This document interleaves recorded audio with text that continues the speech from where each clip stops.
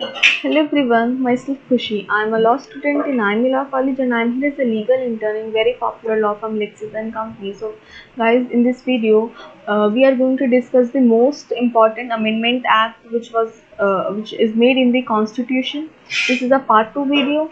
In part 1 video, we already discussed the most important amendment act from First Amendment Act to 44th Amendment Act. So let's start with the 52nd Amendment Act 1985. The new 10th schedule was added providing for the anti-expansion laws after it was introduced after the 52nd Amendment Act 1985. Next is the 60 First Amendment Act 1989. The voting age was declared from 21 to 18 for both Lok Sabha and Legislative Assembly election. Means they decreased the age of voting 21 to 18. Is the 65th Constitutional Amendment Act 1990. The multi-member National Commission for SC ST was established and the office of the Special Officer for the SCs and ST was removed. This amendment, 65th Amendment Act. Next is the 69th Amendment Act 1991. The territory of Delhi was given the special status of the National Capital Territory of Delhi, and the 70 members of Legislative Assembly and the 7 members of Council of Ministers were established in Delhi. Next is the 71st Amendment Act 1992. The Konkani, Manipuri and Nepali language were included in the 8th schedule of our constitution. The total number of official language increased to 18 after this amendment, 71st Amendment Act. Next is the 73rd Amendment Act 1992.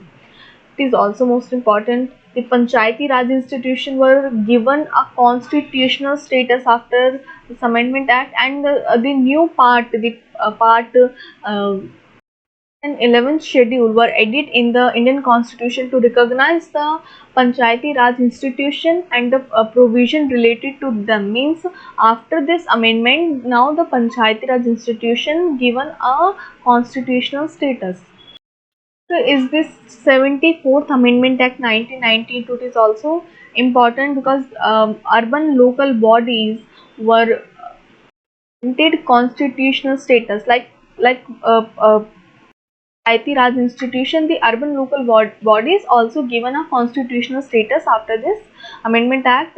A new part 9th A and 12th schedule were added to the Indian Constitution in this after this amendment. Next is the 6th Amendment Act 2002.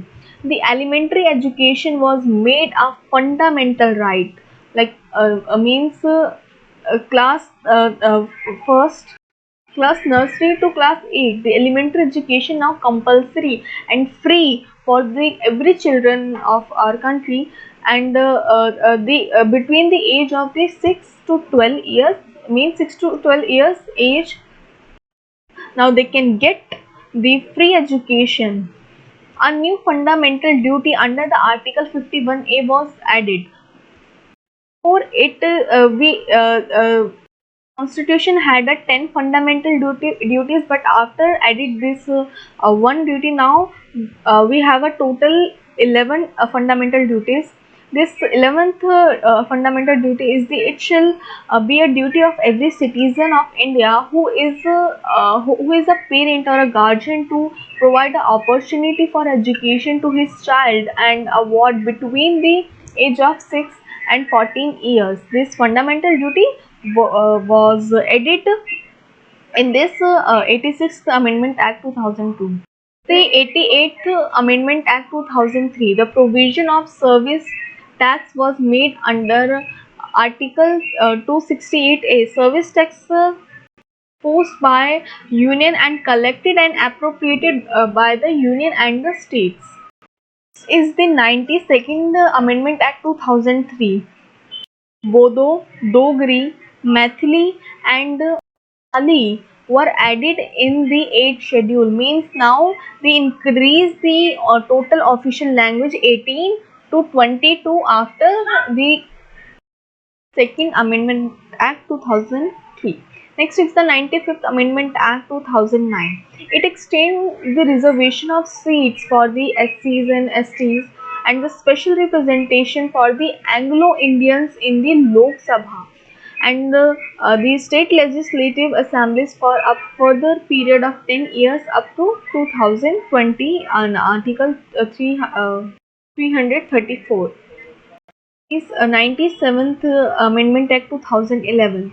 Cooperative societies were granted a constitutional status, means they give this constitutional status to the cooperative society. Right to form a cooperative society made a fundamental right under the Article 19. A new directive principle of state policy to promote cooperative society. A new Part 9b was added into the constitution for this for the cooperative society. Means the separate part added in the constitution for the corporate societies.